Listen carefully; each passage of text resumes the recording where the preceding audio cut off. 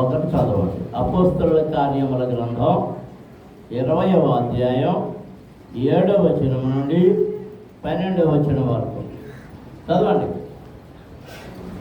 ఏం కాదు చదువులు ఎవరు చదువుతున్న ఎవరు లేరా?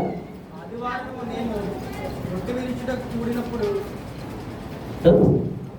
పౌలు మరునాడు వెళ్ళనయ్యుండి వారితో ప్రసంగించు అర్ధరాత్రి వరకు విస్తరించి మాట్లాడుతున్నారు. మేము కూడి ఉన్న మేడగదిలో అనేక దీపములు ఉండేవి. అప్పుడు ఐతికు అను ఒక యవనస్తుడు కిటికీలో కూర్చుండి నిద్రపోయి పౌలు చాలాసేపు ప్రసంగించుండగా నిద్రాభారముల వలన జోగి 3వ అంతస్తు నుండి కిందిపడి చనిపోయిన వాడే ఎత్తబడింది. అతడు పౌలు క్రిందకి వెళ్ళి అతని మీద పడి కౌగిలించుకొని, మీరు తొందరపడబడి అతని ప్రాణవతలిలో ఉన్నదని వారితో చెప్పాను. అతడు మరలా పైకి వచ్చి రొట్టె విరిచి పుచ్చుకొని తెల్లవారు వరకు విస్తారముగా సంభాషించి బయలుదేరింది. వారు బ్రతికిన ఆ చిన్నవారిని తీసుకొని వచ్చినప్పుడు వారికి విశేషమైన ఆదరణ కలిగింది. ఆమేన్. తలలో వంచండి, కళ్ళు మూసుకోనండి, చిన్న ప్రార్థన చేస్తున్నాం. పరిశుద్ధుడా, జీవాధిపతి, మీకు స్తోత్రములు చెల్లిస్తున్నాము. ఇంతవరకు ఈ ఆరాధనలో మీరు మాతో ఉన్నారు. మేము పాడాము, స్తుతించాము, మహిమపరిచాము, ఘనపరిచాము. నాయన, మీ వాక్యమును చదివి దానిని ధ్యానం చేస్తూ ఉండగా మీ కృప దయచేయండి. అయోగ్యుడను, అజ్ఞానిని, వాక్య జ్ఞానము లేని వాడను, నన్ను మీరు మీ వాక్యమును విరిచి పంచడానికి ఎంపిక చేసుకున్నందుకు మీకు స్తోత్రములు. నన్ను ముట్టండి, నా నాలుకను ముట్టండి, నా గొంతును ముట్టండి, నా జ్ఞానమును ముట్టండి, నా దేహమంతటిని ముట్టండి. నన్ను మీ సిలువ చాటును దాయండి, మీ ఆత్మచేత అభిషేకించండి. నన్ను మీ నోటికి బోరగా వాడుకోనండి ప్రభు. నాలో నుండి మీ స్పష్టమైన స్వరమును నీ ప్రజలకు వినిపించి వినికిడిలో ప్రతి ఒక్కరిని ఆశీర్వదించమని యేసు నామమున అడుగుచున్నాము తండ్రి, ఆమేన్. దేవునికి స్తోత్రం. అందరూ చేతులెత్తి దేవునికి స్తోత్రాలు చేయండి. హల్లెలూయా, హల్లెలూయా, హల్లెలూయా. దేవుని పిల్లలారా, అపోస్తలుడైన పౌలు ఒకప్పుడు హింసకుడిగా ఉండి యేసును వెంబడించిన వారిని భయంకరంగా హింసిస్తూ వారిని న్యాయ విమర్శలోనికి తీసుకుని వెళుతూ శిక్షకు గురి చేస్తూ యోధామత వీరుడిగా, శూరుడిగా ప్రసిద్ధికెక్కి దేవుని నామమును ధరించిన వారిని హింస పెట్టడమే తన భాగ్యమని ఎంచుకొని హింసిస్తూ ఉన్న వారిని ప్రభు దమస్కు గేటు దగ్గర పట్టుకున్న తరువాత మారు మనసు పొందినవాడై ఎవరినైతే హింసించాడో, ఏ నామమునైతే అవమానపరిచాడో ఆ నామమునే తిరిగి ప్రకటన చేయడం ప్రారంభమైంది. దేవునికి స్తోత్రం. హల్లెలూయా. ఇక అక్కడి నుంచి తాను ఎవరిని ఎలా హింసించాడో అలాంటి హింసలన్నీ ఈ సౌలు పొందడం మొదలుపెట్టాడు. తర్వాత కాలంలో ఆ సౌలని పేరు మార్చబడి పౌలుగా ప్రసిద్ధికెక్కాడు. అనేక శ్రమలు, అనేక కష్టాలు, అనేక శోధనలు, అనేక తిరస్కారాలు ఆయన జీవితంలో కనబడుతున్నాయి. ఆయన సేవా జీవితంలో మనం చదివినటువంటి భాగంలో ఒక ప్రాముఖ్యమైన భాగాన్ని మనం చదివాం. ఆయన అనేక చోట్ల వాక్యాన్ని చెప్పుకుంటూ వెళుతూ ఉన్నప్పుడు ఎఫెసీ పట్టణంలో ఆయన దేవుని వాక్యాన్ని చెప్పడం జరిగింది. అక్కడ అల్లర్లు జరిగినాయి. ఆయన చంపడానికి చాలా ప్రయత్నాలు చేశారు. అయితే దేవుడు వారిని చాలా అద్భుతంగా తప్పించడం జరిగింది. దేవునికి స్తోత్రం. హల్లెలూయా. అక్కడి నుంచి వారు ప్రయాణమై ఫిలిప్పీని విడిచి త్రోయకు వచ్చి అక్కడ త్రోయలో 7 దినాలు గడిపారు. 7 దినాలు గడిపినప్పుడు ఈ 7వ వచనంలో అక్కడ రాయబడి ఉంది, ఆదివారమున రొట్టె విరుచుటకు కూడినప్పుడు. ఎప్పుడు?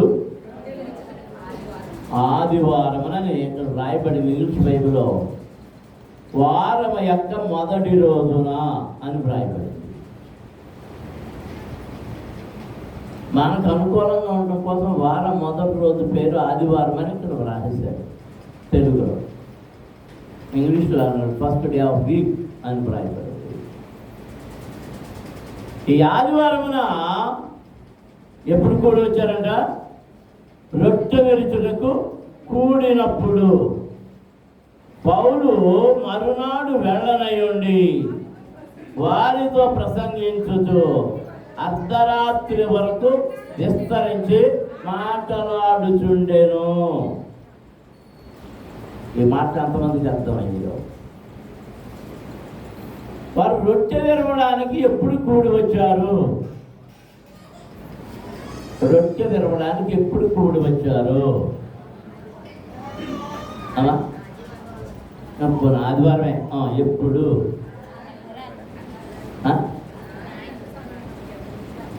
నా అర్థం అలా ఎరదు. ఎప్పుడు? సమయం ఎప్పుడు? సాయంత్రం. రాత్రి కదా, సాయంత్రం. ప్రభువుకు రొట్టె ఎప్పుడు విరిచాడు? సాయంత్రం. మనం పగలు పెట్టేస్తున్నాం మీకు వారపడలేక. ప్రభు రొట్టె ఎప్పుడు విరవబడిందంటే సాయంత్రం. సాయంత్రం ఆ దీపాలు పెట్టకముందే ఆ రొట్టె విరవడం జరుగుతుంది. ఎందుకంటే వెలుగు ఉంటుంది కనుక. ఆ రొట్టె విరవడానికి కూడి వచ్చినప్పుడు రొట్టె విరవడానికి బదులుగా ఈయన ఏం చేయడం మొదలు పెట్టాడట? మర్నాడు వెళ్ళిపోతున్నాడు కనుక వారితో ప్రసంగించుచు అర్ధరాత్రి వరకు విస్తరించి మాట్లాడుచుండెను. అందుకు దేవునికి స్తోత్రాలు చెల్లించాలి. హల్లెలూయా. ఇక్కడ మీకు ఏమి అర్థమైంది? నాకు అర్థమైంది ఏమిటి అంటే, ప్రజలు ఆసక్తితో దేవుని వాక్యమును వినుచున్నారు. రెండవది, ప్రజలు ఆసక్తితో దేవుని వాక్యాన్ని వినుచున్నప్పుడు వారికి ఆకలి జ్ఞాపకం రాలేదు. ఆకలి జ్ఞాపకం రాలేదు. ఆకలిని ప్రక్కన పెట్టారు.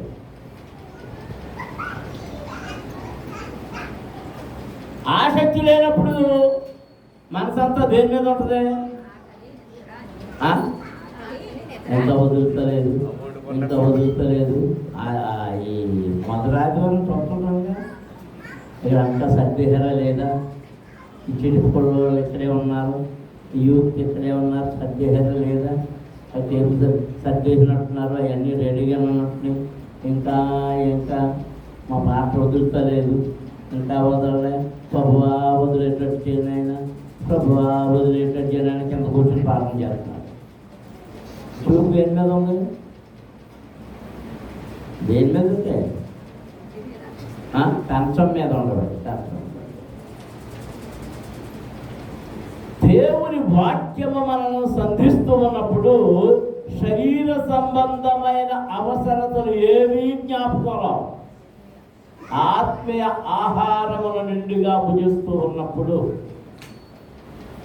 ఎందుకంటే ఆత్మయు శరీరము మనస్సు హృదయము అన్నీ దేని మీద లగ్నమై ఉంటాయి అంటే దేవుని వాక్యము మీద, ఆయన ఇచ్చే జీవపు ఆహారము మీదే లగ్నమై ఉంటున్నది.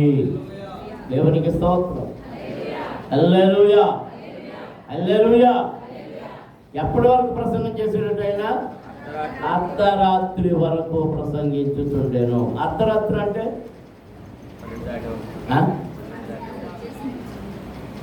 ఒక రాత్రికి ఎన్ని జాములు? ఇదివరకు చెప్పాను మీకు, 4 జాములు. జాముకి ఎన్ని గంటలు? 3 గంటలు. అర్ధరాత్రి అంటే 2 జాములు అయిపోతే అర్ధరాత్రి అంటే ఎంత టైం అయి ఉంటుంది? 12 అయిపోయింది. ఏమైపోయింది? రాత్రి 12 అయిపోయింది. సాయంత్రం 6 గంటల నుంచి ఉదయం 6 గంటల వరకు రాత్రి సమయం 12 అయిపోయింది. ఉదయం 6 నుంచి సాయంత్రం 6 వరకు పగటి సమయం. అర్ధరాత్రి అయిపోయింది. అర్ధరాత్రి అయిపోయినప్పుడు ఆయన ఆసక్తితో తీవ్రముగా ఆత్మచేత నింపబడిన వాడై దేవుని వాక్యమును బోధిస్తూ ఉన్నాడు. ఈ అపొస్తలుల కార్యములు వ్రాసింది ఎవరు అంటే లూకా గారు వ్రాశాడు. ఈయన ఇక్కడ ఏమంటున్నాడంటే, మేము కూడి ఉన్న మేడగదిలో అనేక దీపములు ఉండేను. ఎక్కడ కూడి ఉన్నారంటే వీళ్ళు? ఎక్కడ కూడి ఉన్నారు? ఒక మేడగదిలో. అప్పుడు పెట్రోల్ లైట్లు లేవు కనుక అక్కడ ఏమున్నాయి? అనేక దీపాలు పట్టుకొచ్చారు. వస్తా దీపాలు పట్టుకొచ్చారు వాళ్ళు దేవుని వాక్యాన్ని వినడానికి. మీకు లేదా అనుభవాలు? పూర్వకాలం మాతో ఉన్నటువంటి వారికి, కరెంటు లేని రోజుల్లో ఉన్నటువంటి వారిని ఆ రోజులు జ్ఞాపకం చేసుకుంటే, పెట్రోమాక్స్ లైట్ వెలిగించినప్పటికీ ప్రార్థనకు వచ్చేటప్పుడు అందరూ దీపం గుడ్లు, లాంతర్లు కూడా రకరకాల లాంతర్లు ఉండేవి. ఆ లాంతర్లో పట్టుకుని వచ్చేవారు, కూడా తెచ్చుకునేవారు. అంటే అప్పుడు ఇక్కడ ఏమున్నాయి? అదేమున్నాయి? దీపాలు. దీపాలు ఎందుకు తెచ్చుకున్నారు వాళ్ళు? వారు చీకటిని ప్రేమించడం లేదు కనుక, వారికి వెలుగు కావాలి కనుక, వారికి వెలుగు కావాలి కనుక వారు వెలుగు సంబంధులు కనుక వాక్యం అనే వెలుగుని వినడం కొరకు వారు కూడా ఆ భవనంలో ఉన్న చీకటిని పోగొట్టడం కొరకు వాళ్ళ ఇంట్లో ఉన్నటువంటి ఆ దీపం గుడ్లు తెచ్చారు. అక్కడ అనేక దీపముల మేడగదిలో వెలుగుతూ ఉన్నాయి. దేవునికి స్తోత్రం. ఇప్పుడు నేను ఒక ప్రశ్న చేస్తున్నా. ఇది మేడగది, ఇదే గది. ఏది? ఇప్పుడు ఆరాధన జరుగుతున్నటువంటి ఈ స్థలం మేడగది. ఇందులో ఎన్ని దీపాలు ఉన్నాయి? ప్రశ్న. మా పాఠం గబగబా చేయట్లేదు. ఎవరు క్రీస్తుతో వెలిగించబడ్డారో, వెలుగుతూ ఉన్నారో వారు దీపములై ఉన్నారు. అమ్మ దేవునికి స్తోత్రం. తెలుసండి. హల్లెలూయా, హల్లెలూయా. అంతా పాఠం పాఠం. ఆత్మా దీపమును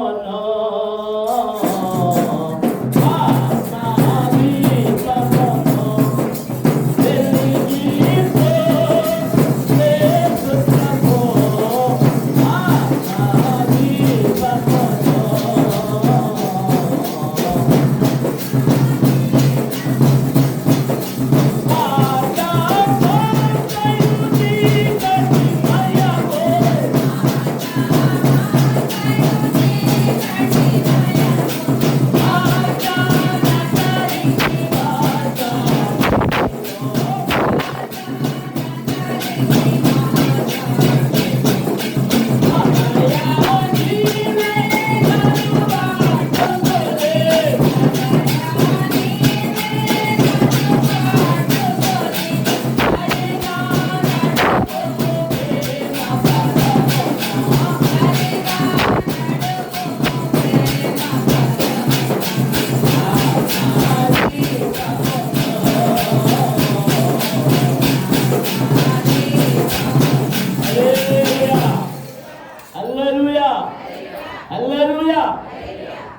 ఎంతమంది దీపాలు వెలుగుతున్నాయి అక్కడ? ఒక్క దీపం వెలుగుతుంది. అన్యాయం. అందుకే పాడేమంటాడు, దీపం వెలిగించి ప్రభు ఆరిపోయింది నా దీపం. దేవునికి స్తోత్రం. ఆ దీపం ఎలా వెలుగుద్ది? నీ దీపం ఎలా వెలుగుద్ది? నా దీపాన్ని వెలిగించుకోవాలని ఆశపడుతున్నాను. వాళ్ళు ఎంతమంది ఉన్నారు? చెప్పారు, అల్లెలు చెప్పారు. ఆశ ఉందని నేను చెప్తున్నా, చెయ్యొస్తారా? నేను అల్లెలు చెప్పానా చెయ్యొత్తమానా? మరి అల్లెలు ఏం చెప్పారు? అల్లెలు చెప్పమన్నప్పుడు చెప్పండి. నా దీపాన్ని వెలిగించుకోవాలని ఆశ నాకు ఉంది అన్నవాడు చెయ్యొద్దు చూపిస్తాడు. చెయ్యొద్దు చూపిస్తాడు. ఎలా వెలుగుద్ది? ఎలా వెలుగుద్ది? 119 కీర్తనలో ఏమంటున్నాడు? నీ వాక్యము నా పాదములకు దీపమును, నా త్రావుకు వెలుగునై ఉన్నది. దేవునికి స్తోత్రం. హల్లెలూయా. ఎవడి వాక్యమును వినుచున్నాడో, ఎవడి వాక్యమును చదువుతున్నాడో, ఎవడి వాక్యమును ధ్యానము చేయుచున్నాడో, ఎవడి వాక్యములో నిలిచి ఉన్నాడో వారిలో దేవుని వాక్యపు వెలుగు ప్రకాశిస్తూ ఉన్నది. అది వెలిగిస్తూ ఉన్నది. అప్పుడు మనము వెలిగించబడతాం. దేవునికి స్తోత్రం. హల్లెలూయా, హల్లెలూయా, హల్లెలూయా. ఒక ప్రశ్న, మీకు సూర్యుడు అంటే ఇష్టమా, చంద్రుడు అంటే ఇష్టమా? సూర్యుడు అంటే ఇష్టం అన్నవాళ్ళు చేయొద్దండి. చంద్రుడు అంటే ఇష్టం అన్నవాళ్ళు చేయొద్దండి. ఏది ఇష్టం లేదా? శుభ్రంగా చీకట్లో ఉండండి. అయితే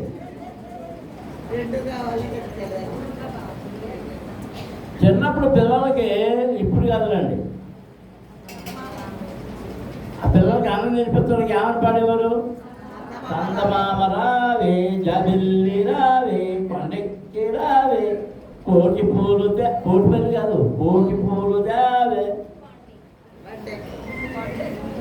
బండెక్కి రావే, బంతి పూలు దావే.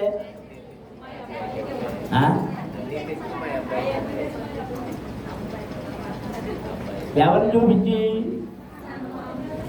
సన్మానం. ఎందుకు? చీకట్లో ప్రకాశిస్తుంటాడు. మరి ప్రకాశించడం అంటే చంద్రుడు వాడికి వాడు వెలుగుతున్నాడా అంటే లేదు. ఆ చంద్రుడి మీదకి వెళ్తే ఏమీ ఉండదు.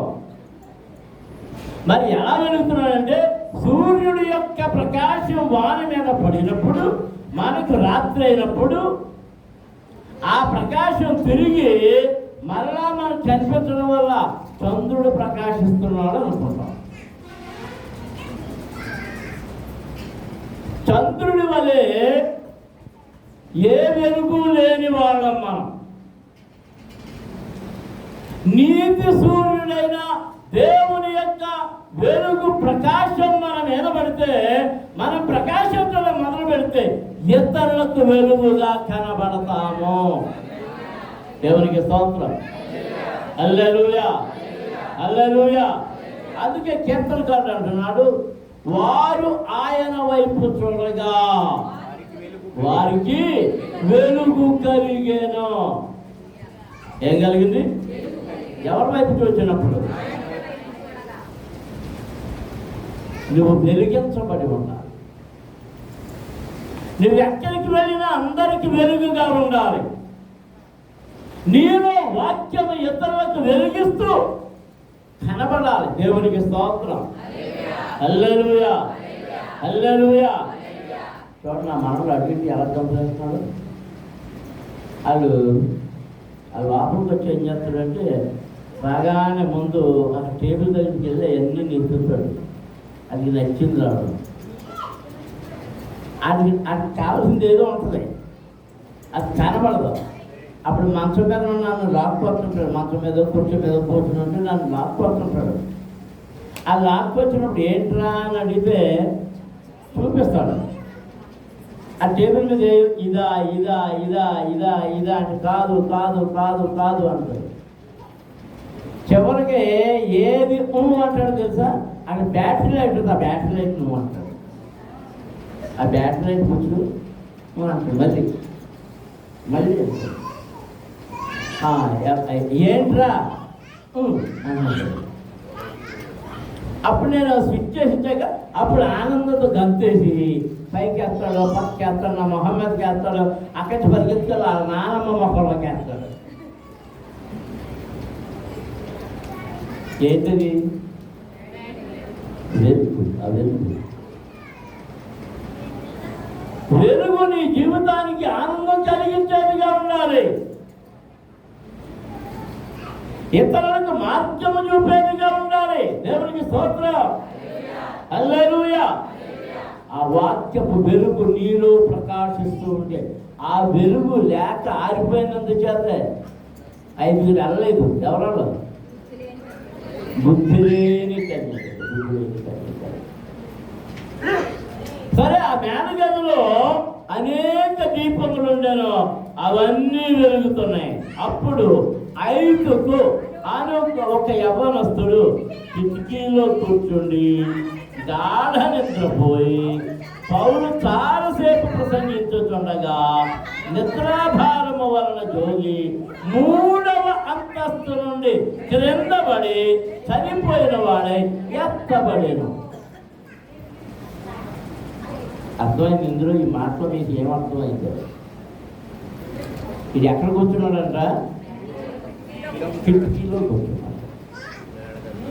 చాలా రాత్రి కిటికీలో కూర్చున్న వానికి ఎంత శక్తివంతమైన వాక్యాన్ని అపోస్తుడైన పౌలు చెప్తుంటే వాడికి ఎలా ఉందట? చాలా పాటలు. మందిరంలో కూడా చాలా మంది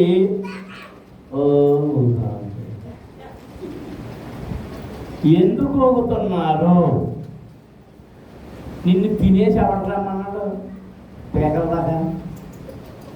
పేకల దాకా తినేసి వచ్చినోడే అలా ఊగుతుంటాడు. ఆడోళ్ళైనా మగోళ్ళైనా సరే పేకల దాకా తినేసిన వాడికే నిద్ర వస్తుంది. అది నాకెలా తెలిసిందంటే అది చేసుకున్నాడా?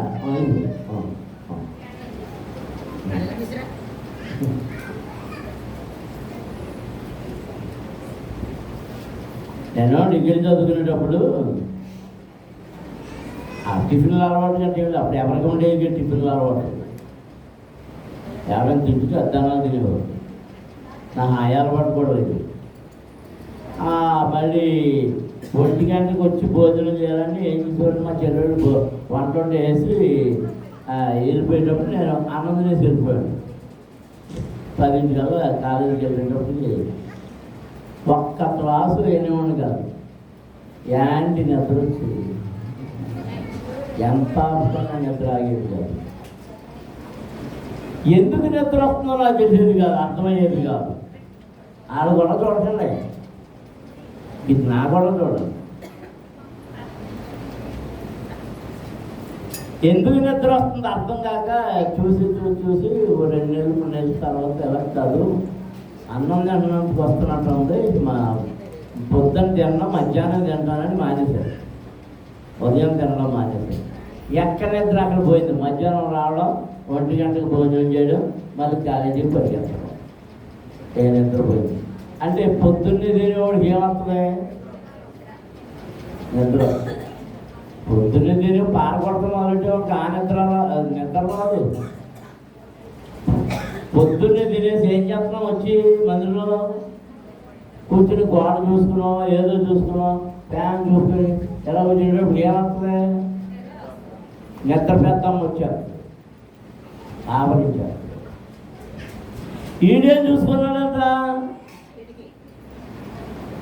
అందరూ ఎక్కడ కూర్చున్నారు? కింద కూర్చొని. ఈడు ఎక్కడ కూర్చున్నాడు? కిటికీలో పనేంటిడికి ముసలోడాయుడు కాళ్ళు ఏమన్నా అరిగిపోయినాయా? నొప్పులు వస్తున్నాయా? ఇది ఎవడంట? చెప్పలే, అందరూ చెప్పాలి. మంచి కుర్రాడు. ఆ అంటే పైన ఎందుకు కూర్చున్నాడు?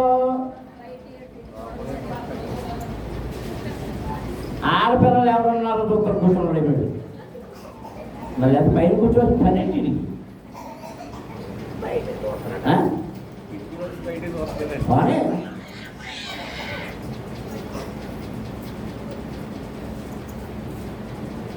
ఆ కూర్చున్న వాడు పని బహుశా అది అనుకున్న పని జరుగుతాలే.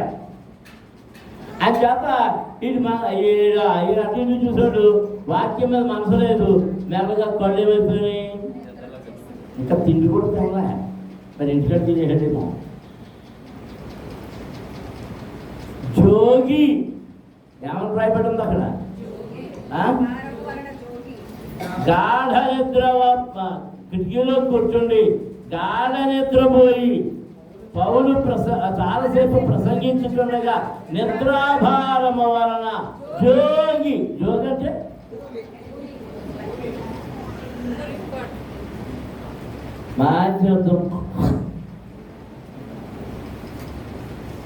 ఆ పడతం ఎక్కడ పడ్డాడంటరా?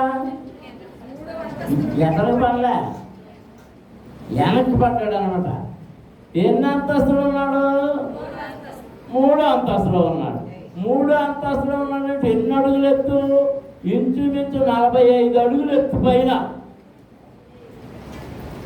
పూర్వకాలం కట్టిన భవనాలు ఒకటి 18 అడుగులు ఎత్తు కానీ 20 అడుగులు ఎత్తు కానీ దాన్ని తగ్గించి తర్వాత 15 అడుగులు చేశారు. ఇప్పుడు ఎన్ని అడుగులు చేశారు? 12 అడుగులు చేశారు. ఇప్పుడు కొంతమంది 10 అడుగులే కడుతున్నారు.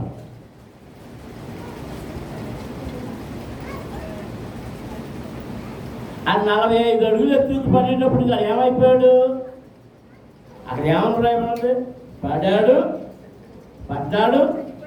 చచ్చిపోయాడు, ఎత్తపడిపోయాడంటే అప్పుడు మోసం పక్కకి రెడీ అయిపోయాడు. చచ్చిన వాళ్ళు వెంటనే అక్కడ ఉంటారు, ఇంటికి కూడా కబురు పెట్టడం, తెల్లగా శ్మశానాన్ని దిగిపోతారు. మనమైతే వారం రోజులు ఉంచుకుంటున్నాం,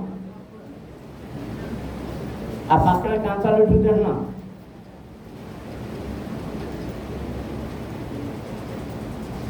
ఈ సమయంలో ఎత్తబడే టైంకి పడిపోయాడని చెప్పి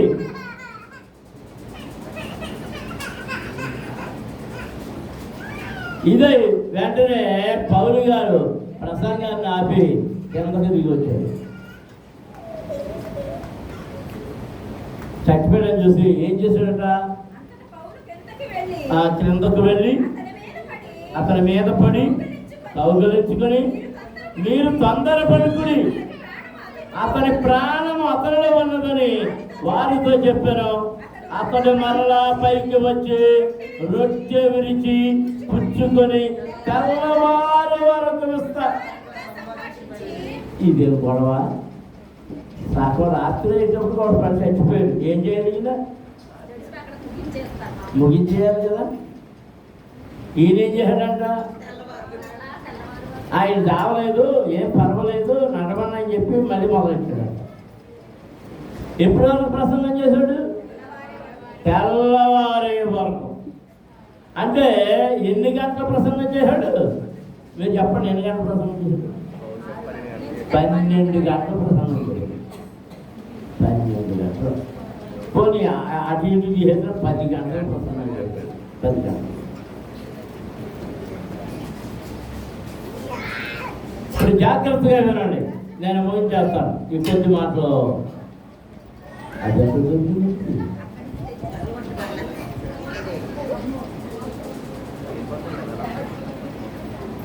దాంట్లో అందరినీ చూస్తాడు.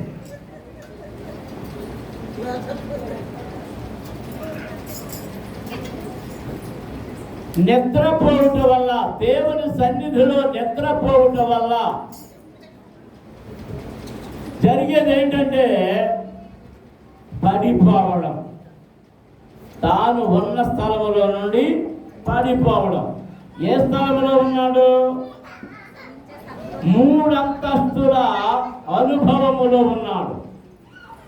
ఏ అనుభవంలో ఉన్నాడు? 3 అంతస్తుల అనుభవములో ఉన్నాడు. మేడగది అనుభవములో ఉన్నాడు. పరిశుద్ధాత్మ పూర్ణత అనుభవములో ఉన్నాడు. ఆ అనుభవములో నిద్రపోయి అక్కడ నుండి పడి వారిలోని జీవం చచ్చిపోయింది, వారిలోని ఆత్మ చచ్చిపోయింది, వారిలోని ప్రార్థన చచ్చిపోయింది, వారిలోని సాక్ష్యం చచ్చిపోయింది, వారిలోని స్థుతి చచ్చిపోయింది. చావు వారిని మృంగివేసింది. దేవుని పిల్లలారా, మనము నిద్రాసక్తులమైతే ఇలాగే పడిపోతాం. ఆత్మీయతలో పడిపోతాం, పరిశుద్ధతలో పడిపోతాం, వాక్యములో నుండి పడిపోతాం, నిత్య జీవములో నుండి పడిపోతాం. నిద్రపోవడం వలన మరణము వారిని మృంగివేసింది.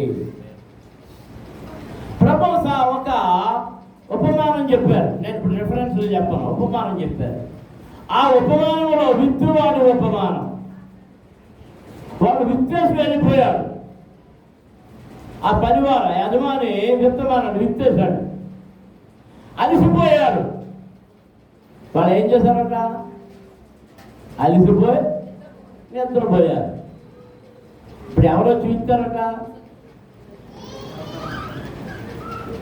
వారి వైరి, వారి శత్రువు, అపవాది సాతానుడు వచ్చి ఏమిస్తాడట? గోధుమల మధ్యలో గురుగులు ఇస్తాడు. ఇది ఎప్పటి వరకు తెలవలేదు తెలుసా? వెంటనే తెలవలే. అవి మొలకలెత్తి, అవి ఎదిగి, అవి పంటకు వచ్చే వరకు గురుగులు విత్తబడ్డాయని తెలియలేదు. మన జీవితం అంతే. మనలో సాతానుడు మన హృదయాలు గురుగులు విత్తుతున్నాడు, సంఘములో గురుగులు విత్తుతున్నాడు, మీ భక్తిలో గురుగులు విత్తుతున్నాడు. అవి మీలో విత్తబడుతున్నాయని మీరు ఎరుగరు. ఎందుకంటే మీరు నిద్రపోతున్నారు కనుక. మీరు నిద్రపోయేటప్పుడు విత్తుతున్నారు. నిద్రపోవడం అంటే ఆత్మీయ జీవితంలో నిద్రపోవడం. ఏ నిద్రపోవడం? అందుకే ప్రభు గెత్సేమనే తోటలోను అంతకుముందు కొండ మీద ప్రభు తన శిష్యులతో ఏం చెప్పాడంటే, మీరు కొంచెం సేపు అయినా మెలకువగా ఉండి ప్రార్థన చేయలేరా? మీరు సాధనలో పడకుండా నిమిత్తము మెలకువ కలిగి ప్రార్థన చేయుడి. అందరూ దేవునికి స్తోత్రం చేయండి. హల్లెలూయా, హల్లెలూయా. నిద్రమత్తు, నిద్రమత్తు, నిద్రమత్తు. ఆ నిద్రమత్తు వల్ల వెలుగు దూరం అయిపోతుంది. మీరు పట్టుకునేటప్పుడు ఏం చేస్తారు? చెప్పండి, మీరందరూ చెప్పండి. లైట్ నుంచి నిద్రపోయే వాళ్ళు ఎవరో చేస్తాను.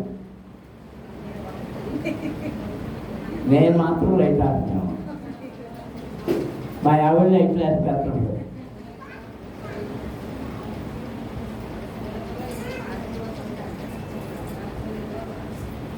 నేను మాత్రం లైట్ ఆడుతాను. ఎందుకు నేను ఎవరి సంబంధం? లైట్లు ఆడుకునేవాళ్ళు ఎవరి సంబంధం? జాగ్రత్త.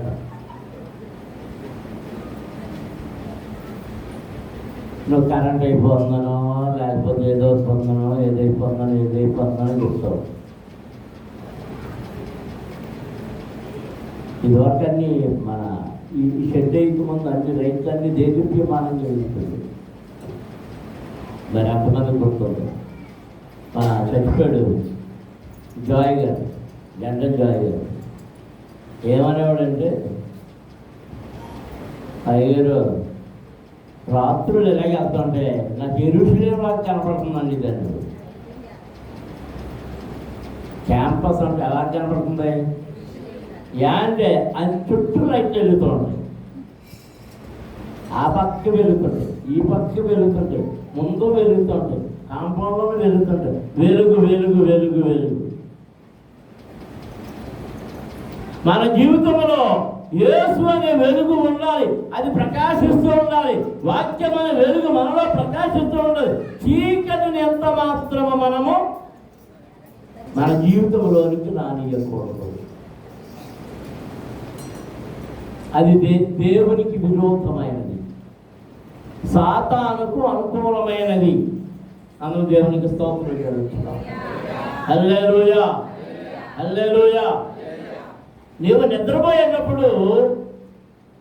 నీ శత్రువు వచ్చి మెలకువలేనందుచేత గురుగులు విత్తుతాడు. నీవు నిద్రపోతున్నప్పుడు నీ శత్రువు వచ్చి నువ్వు నిద్రపోతున్నందుచేత నీ దగ్గర ఉన్న విలువైన వస్తువులను దొంగిలిస్తాడు. విలువైన వస్తువులను దొంగిలిస్తాడు.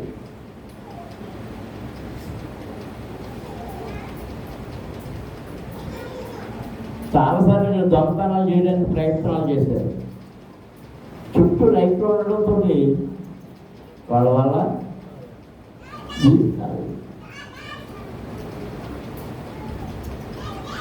దొంగ నీలో చీకటి ప్రవేశించినప్పుడు దొంగ అనే సాతాను నిన్ను వెంటాడుతూ ఉంటాడు. నీలో ఉన్న విలువైన నీ రక్షణ ఎత్తుకొని పోవడానికి, నీలో ఉన్న పరిశుద్ధాత్మను ఎత్తుకొని పోవడానికి, నీలో ఉన్న కృపావరములను ఎత్తుకొని పోవడానికి, దేవుడు నీకు ఇచ్చినటువంటి వరమును, శ్రేష్టమైన ఆస్తిని వాడు ఎత్తుకొని పోవడానికి చాలా ప్రయత్నం చేసి నీ దగ్గరకు వచ్చి నిన్ను జోకొట్టి ఎత్తుకొని పోతాడు. దేవునికి స్తోత్రం. అందరం స్తోత్రాలు చెల్లించాలి. అందరూ గట్టిగా స్తోత్రాలు చెల్లించాలి. హల్లెలూయా, హల్లెలూయా. మనము దినదినము ప్రభువును అడగాలి. ప్రభువా నన్ను వెలిగించు, నాలో నుండి నీ వెలుగు అన్యులు చూడాలి, నాలో నుండి నీ ప్రకాశం నిన్ను ఎరుగని వారు చూడాలి, ఎరుగని వారు గ్రహించాలి, ఆ వెలుగులో వారు నడవాలి. నీతిమంతులు వెలుగులోనే నడుస్తారు. దేవునికి స్తోత్రం. అందరం స్తోత్రం చెల్లించుదాం. హల్లెలూయా, హల్లెలూయా. ఇశ్రాయేలీయులు 40 సంవత్సరాలు వారిని ఎప్పుడైనా చీకటి ఆవరించిందా? చెప్పండి. ఎప్పుడు చీకటి ఆవరించలే. రాత్రి వేళ కూడా వారికి మేఘ స్తంభముగా దేవుడు వారికి వెలుగు స్తంభం, అగ్ని స్తంభముగా దేవుడు వారికి వెలుగునిచ్చాడు. దేవునికి స్తోత్రం. అందరూ స్తోత్రాలు చెల్లించండి. హల్లెలూయా. ఏంటా అని నాకు ఎప్పుడు పూర్తిగా అర్థమైందంటే, ఒకసారి ఆ కోరంగి ఉపవాస కూటానికి పెట్టాను. అక్కడ ఆ కూటానికి వెళ్ళినప్పుడు మన ఇర్మియా గారు అని పాస్టర్ గారు ఉండేవాడు, రాజుపాడు. ఆయన కూతురు అతనికి జోకు ఏదో ఉంది. ఆ పాస్టర్ గారి తమ్ముడి భార్య అని ఆ అమ్మాయి. ఆ తమ్ముడు చనిపోయాడు. ఆడికి అనిపించింది, నేను ఇందిరాగాంధీ అనిపించేవాడిని చిన్నప్పుడు. ఇందిరాగాంధీ ఎట్టుకున్నాను ఏంటంటే, ఇప్పుడు నా తోడుకోవాలండి అని చెప్పింది. అయ్యారు, ఇక్కడ నేను సేవ చేస్తున్నాను, ఆ ఊరికి రేటు మొదలు ఏదో ఉంది, అలాగే రండి ప్రార్థన చేసి అంటే సరే ప్రార్థనకి వెళ్దామని అని చెప్పాను. ప్రార్థన అయింది. మధ్యాహ్నం ప్రార్థన అయిన తర్వాత వెళ్ళాం. అది వెళ్ళినప్పుడు కొంచెం చేయడం పడిపోయింది. అక్కడ ఎక్కడో గొప్ప కంప ఉంది. ఆ కంప మధ్యలో చిన్న పాక వేసుకోవాలి. ఊరికి కొంచెం దూరంగా ఉంది. సరే అక్కడ ఉన్నాయని చీకటి పడిపోయింది కానీ చీకటి తెలియట్లే. నేను టైం చూసుకునేటప్పటికి 7 అయిపోయింది. ఇదేంటి 7 అయిపోయింది, చేపలేదు. నేను బయటకు చూసినప్పుడు అంతా వెలుగ్గానే ఉంది. ఏంటి 7 అయిపోయింది చీకటి పడుతుందంటే అక్కడ ఓఎన్జీసీ మండుతుందండి, ఇక్కడ అలాగే ఉంటుందండి. చూస్తే మొత్తం అది ఎవరిని ఇది అక్కర్లే, ఈదులో ఇట్లా అక్కర్లే. ఏం వెలుగుతుంది? ఓఎన్జీసీలో వచ్చే గ్యాస్ వెలుగుతుంది. ఓఎన్జీసీలోంచి వచ్చే గ్యాస్ వెలుగుతుంటే అంత వెలిగిస్తే అగ్ని స్తంభముగా 6 లక్షల కాల్బలం, ఇంచుమించు 30-40 లక్షల మంది ప్రజలు, స్త్రీలు కానీ పురుషులు కానీ చిన్నపిల్లలు కానీ పెద్దలు కానీ అందరినీ లెక్క పెడితే వాళ్ళందరూ ఉన్న సమూహం మధ్య ఈ అగ్ని స్తంభం ఎంత వెలుగో. తలుపేసి వాళ్ళు ఈ జారాలు మూసినా కానీ లోపలే ఉంటాయి.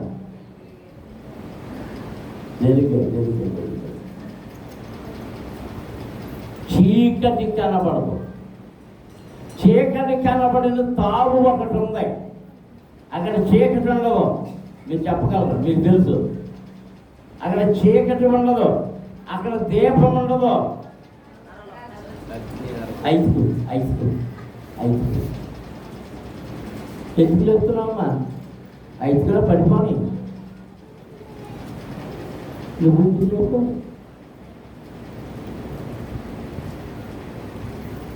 అక్కడ దీపం ఉండదు, అక్కడ చీకటి ఉండదు. దీపం ఉండదు, చీకటి ఉండదు. ఎక్కడ? పరలోక పట్టణము పండేందు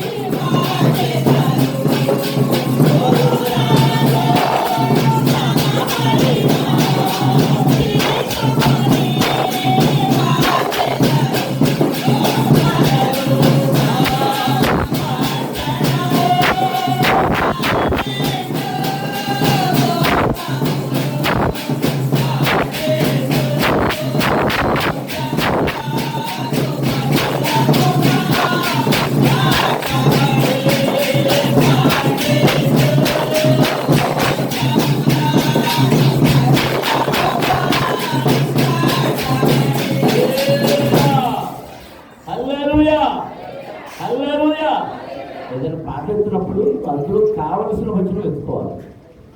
ఆ వచనం అందగా మళ్ళీ తప్పకపోవాలని చెప్తాను. మళ్ళీ దాని వెనకాల మొదలుపెట్టారు వాళ్ళు. నేను కావలసిన వచనం ఎత్తుతో నమస్కారాలు చెప్తున్నానండి. ఎప్పుడు నేర్చుకుంటారు? అక్కడ ఏముందట? మండితంలో ఉందంటాను. ఏముంది అక్కడ? గొర్రె పిల్లే దీపం. దీపం అక్కడ ఎవరు? గొర్రె పిల్లే. ఏ గొర్రె పిల్ల? నేనే వెలుగును, సత్యమును, జీవమునై ఉన్నాను అని చెప్పిన గొర్రె పిల్ల.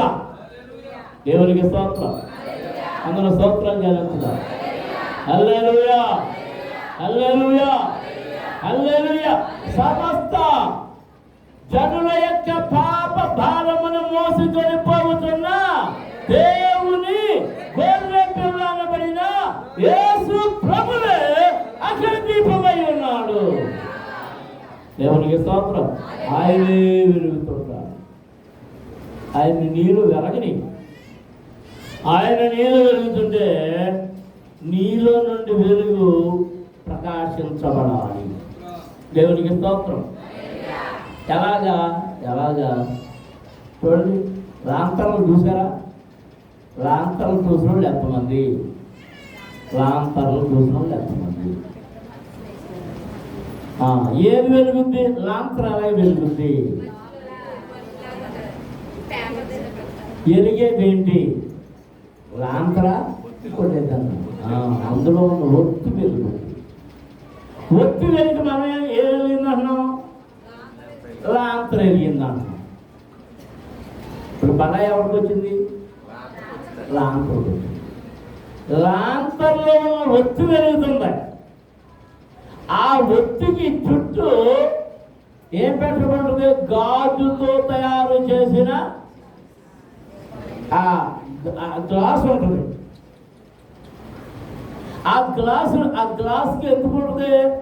గట్టి గాలి వస్తే ఆరిపోద్దేమో అని దాన్ని తయారు చేస్తారు. నీ ఆత్మలో యేసు అనే దీపం వెలుగుతూ ఉంటే నీవు ఎలాంటి వ్యక్తి అంటే ఆ గ్లాసు వలె, ఆ చిమ్నీ వలె నీలో నుండి ఆ వెలుగు ప్రకాశించబడాలి. దేవునికి స్తోత్రం. హల్లెలూయా, హల్లెలూయా. అందరం స్తోత్రాలు చెల్లించుదాం. హల్లెలూయా, హల్లెలూయా, హల్లెలూయా, హల్లెలూయా.